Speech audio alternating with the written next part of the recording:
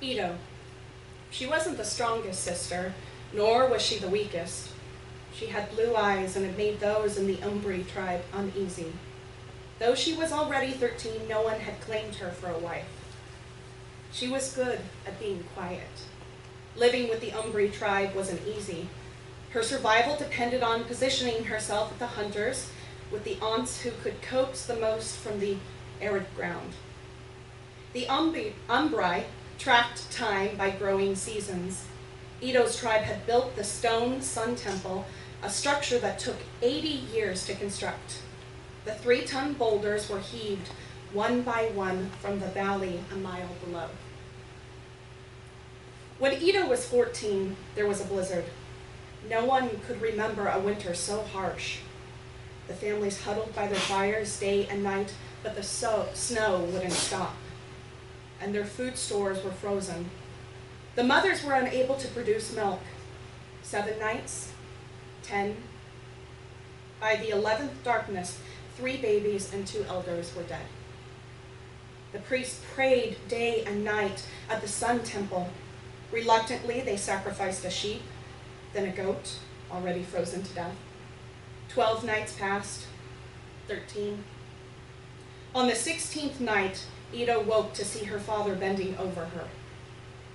He pulled her up off the pallet. From the frightened moans of her sister, she knew where she was going. She hoped that she was wrong.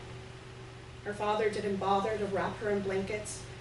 Her skin was coated in a thin sheet of ice. At the temple, the priest grabbed Ito from her father and dragged her across the ground. She felt a sharp pain as her left cheek scraped against the stone. She struggled, smacking the priest. After a moment, another rock smashed her skull. Blood ran down the frozen altar. Sharp clouds of steam rose from the snow.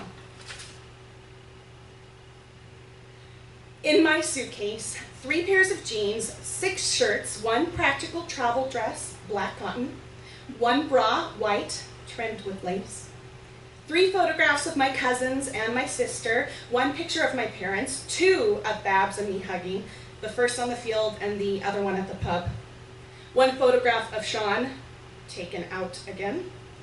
Also taken out, 1 worn stuffed dog called Tobo. In reluctantly, marmalade because my mother wanted me to.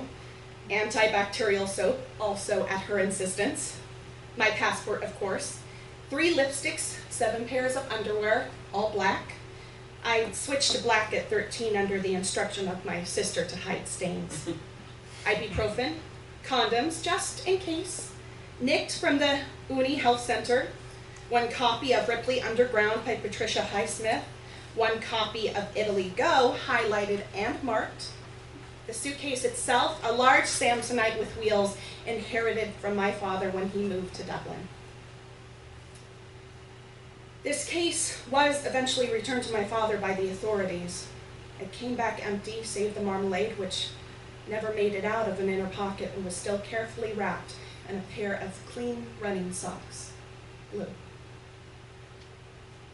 I was a girl from Ireland, gone to Italy to study abroad. The country I chose for the language, the city I chose by chance. A boy I knew a little told me Griffonia was a good place for students, much smaller than Rome, but not so boring, safer than for girls than Florence, good chocolate, a big uni. And there are those parties, he said, as if I should know what he meant. My first afternoon, I wandered up the main square and sat on the steps of the cathedral. I brought a guidebook, but I was too tired from the train ride to look anything up. The square was crowded with students and foreigners. I had never seen so many kids my age in one place doing nothing. They leaned against the warm stone, drinking and smoking, comparing photos from home. I tried to eavesdrop on the Italians, though unsuccessfully, and pretended to read so as not to look too lonely. A few steps down, a girl with hair dyed lavender, half of it slipping out of a braid. She was kissing a boy. He seemed Italian, his skin dark, his hair short.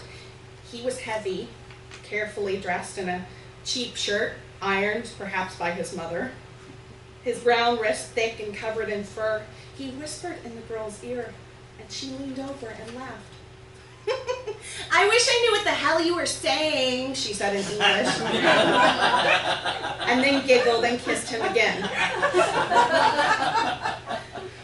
More intensely this time. I felt strange watching from so close, but in fairness, I had been there first, and besides, the two seemed not to care. I tried to pay attention to my book, but I couldn't help it. I couldn't stop looking. The boy's hands traveled over the girl's shirt, then under. Still kissing, the girl turned slightly and seemed to smile at me slyly, as if she were sharing a secret. I blinked, looked away, then back again. Yes, she was in fact grinning at me. A sign somehow? Or was she just laughing? I stood disoriented, my book open and purse falling onto the ground. "Hey, let me help you with your stuff," the girl said, leaping up. She was next to me now. The boy peered over, irritated.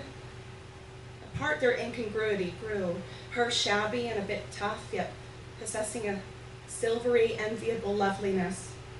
Him, the sort of lump no one would go near at a dance. No, thank you," I crouched and I gathered my things.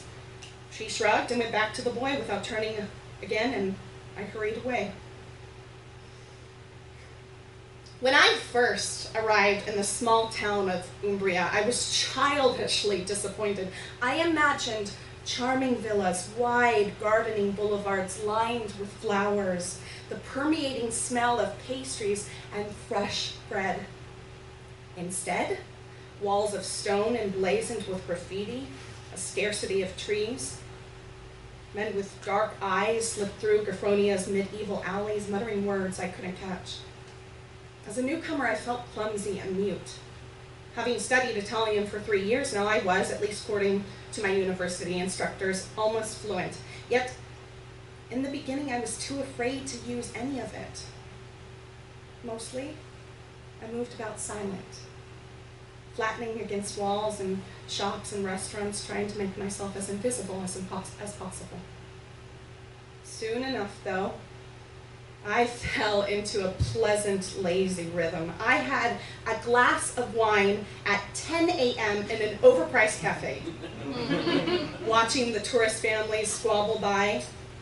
I ate gelato twice a day and tried on handmade shirts I could never ever afford.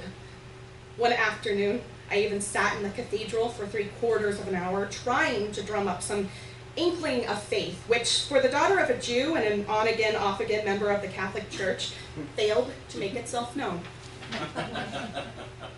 Yet, I was a terminally responsible person, and this sort of loafing could not go on for long. I had classes to sign up for, and more immediately, living arrangements to make. The program had provided an initial stay in a clean, if charmless, rooming house near the train station, but my patience with the 20-minute hike to the city center was waning. And so, my third morning in Grifonia, I went to the bulletin board at the college and, using my new cell phone, called a few numbers pinned there on scraps of paper, hanging as precariously as the frayed threads of a tattered dress.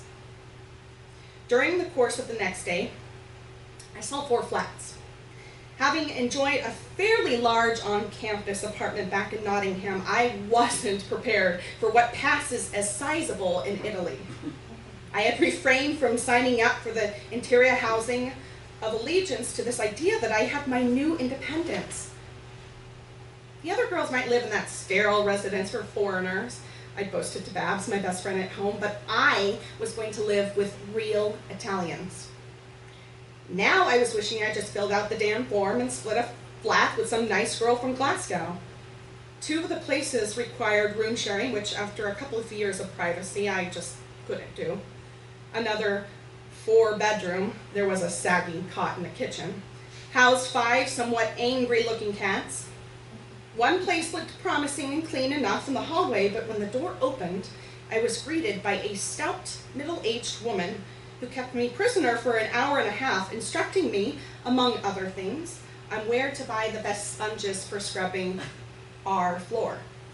The next morning, I woke up dejected with only 2 numbers left in my notebook. I called the first and hacked through an awkward conversation with a woman who called herself Gia, then agreed with little hope to meet in front of the university. If these two were dead ends, I told myself I'd just go to the office. Surely someone had canceled their semester, and perhaps with a little arranging, I could just move in with some other English speakers after all. Within an hour, I found myself following a ropey woman with friendly eyes and platinum hair across a dirty brown square near the entrance of the school. Griffonia Center is comprised of a maze of alleyways and tiny passages that flit back and forth between ancient buildings.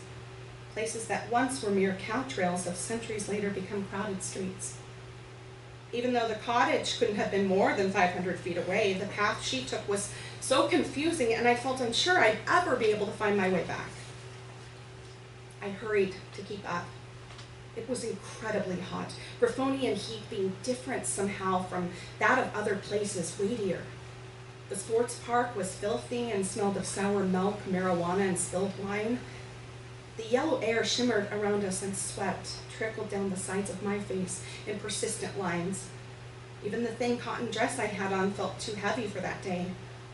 How did the Italians manage to look so fresh in weather like this? My bag sagged on my shoulder, and I found myself thinking longingly of the deep, clean tub in my mother's bathroom, lined on the rim with glass jars of lavender salt. Gia led me through an alley, then down some stairs and across a busy street that was all curves and no stop signs. As I trailed after her, I was already preparing myself for another disappointment, horrified in particular by the way the Italians drove. Why on earth would I want to live on a trafficked artery? Besides, there seemed to be nothing across the street but decrepit buildings. But then this landlady, lithe, pierced with her cropped white hair, ripped jeans, and loose red tank top, opened a black gate. And all at once we were off the street and in a garden of a soaring view of Umbria. Vines climbed enchantingly up the sides of the house. Ripe lemons weighed heavily on the tree next to the door. Whether despite or because of the unpleasant walk, I was instantly, blindly smitten. It was as sweet as a dollhouse filled with miniature tables and chairs. I suppose there's a time in life when a garden of roses and lavender fails to blind a girl to the true shabbiness of a place. I myself had not reached that moment of clarity. The color of stale biscuit with a red tile roof and peering shutters, the building squatted at the end of a gravel yard, looking as if at any moment it might slide into the ravine below. The gate behind us stood open, I saw, inviting any passerby to come and enjoy the view. Gia jiggled the door of the cottage for a moment, and then with an apologetic smile, she pushed it open without a key. Even at 25, I believe I would have said no, but I was 21 and my naive eyes were whitewashed with this paradise. Later, after everything, I wondered if it was the place itself that was cursed. It would make sense after all. The cottage stood directly across from what had been a school for wayward girls. Gia later told us that in the 70s, when they tore the building down to erect a petrol station below our house, the builders found an old bureau filled with tiny skeletons of discarded infants. Mightn't that have been enough in itself to render a spell into the ground? There was a large, wild garden below, perhaps as much as an acre. The cottage had once been a farmhouse with terraced farmland that provided produce to the inhabitants within the city walls, Gia explained. The building was over 300 years old. I could make out row upon row of fig and olive trees on the hill below us, and then farther, a tangled, fragrant ravine. I'll plant vegetables and herbs, I thought. We'll have picnics. When I mentioned my idea of planting basil and rosemary, someone new behind me laughed. Oh, the boys downstairs already have enough plants to make their own farm. I turned to see a woman with a worn face that was no less pleasant for the scars she had clearly incurred in a long-running war with acne. She was not as striking as Gia, but her countenance was kinder. She looked at you as if she were about to set you down in a large chair and feed you a plate of pastina, whether you were hungry or not. I'm Alessandra, she said, smiling. I'm Tabby, but everyone calls me Taz, and I put out my hand, but she brushed it off and kissed me on both cheeks instead. It was a custom I'd never really grew used to, even at the end. Recovering, I smiled politely and stepped back. I'm afraid I don't understand you, though. The neighbors are farmers? I mean, they grow plants for spinello, or they try. I shook my head. They like drugs, Gia said, patting my arm. You? Not particularly. Smoke? Well, now and then. Well, Bella, Alessandra gave me another squeeze. I'm glad. You are very sweet, very cool. And you want to farm? You farm basil, pineapples, anything you want. The house was tiny for 4 people, true. I was still comparing every space with my flat back in Nottingham, but I was heavily charmed. There was a small wood table with a bright ceramic bowl sitting on it, full of shiny apples. The walls were freshly painted white. The floor was cheap wood, but scattered with bright, clean rugs. Above the tiny sitting area that consisted of small sofa covered in a knitted blanket, Van Gogh's Starry Night was tacked up, along with 2 posters of Johnny Depp. The kitchen was modest, but the countertops were scrubbed to a shine, and the pots, pans, and knives hung in an orderly fashion. It was a poor house, but these were good Italian girls, clearly, and they had burrowed in and made themselves a home. There were 2 free rooms right next to each other, flanking the tiniest bathroom I had ever seen. The spaces were simple but clean, with 1 twin bed each, a dresser, and a desk. 2 rooms were exactly the same in every aspect, save that one had a back window that opened up to a wide green and gold view of the Umbrian hills. Gia stood behind me looking out. She stood a little closer than an English or Irish girl would. I tried not to visibly stiffen. I'd never been good with strangers. You have boyfriends? I tried. Sure. You? Not right now. Not yet, Gia said. Alessandra looked me up and down in a way that was frank, but somehow not rude. These girls were older than I was, 25, 26. It's very easy in Griffonia, Gia said. But don't pick the first one you see, Alessandra said. You are too nice for that. Yeah, for you it would be a barrel of fish shooting, Gia said, suddenly switching into English. I laughed, and they led me to the kitchen where Gia poured us a glass of wine, even though it wasn't even noon. It was terrible, worse than the cheap stuff we drank in Nottingham. From the Anteca around the corner, you take a water bottle, they fill it for you, €3. I took another sip for show. Alessandra took off her little cardigan now, revealing an emblazoned t-shirt straining against her motherly curves. You're never fully dressed without a smile. We're gone a lot, Gia said, getting back to business. Well, I understand. I'll be busy as well. My interior exchange. Interior, good, Alessandra said, pulling her long dark hair up and fanning her neck. Not that we don't mind being around for you. You will be welcome to be with us at any time, Bella. Any time, Gia repeated. Still, you will have many friends. And there's an American girl, too, who just rented, Gia said. She's away now, but you will be friends, I think. She's very sweet. Lovely. I put down my wine. So then it's $300 a month? See? They gave each other a look. Obviously, they themselves were paying significantly less, but it was their lease, and though $300 was high, between the scholarship and the money my father had given me, I could afford it. What do you think? I looked around at the terrace, the little tables, the warm faces of my potential flatmates. I didn't want to look too excited, but they seemed exactly the place I had been dreaming of. Okay, I said, I'll take it. Fantastic, Alessandra cried, and the girls embraced me again, showering me with more cheek kisses.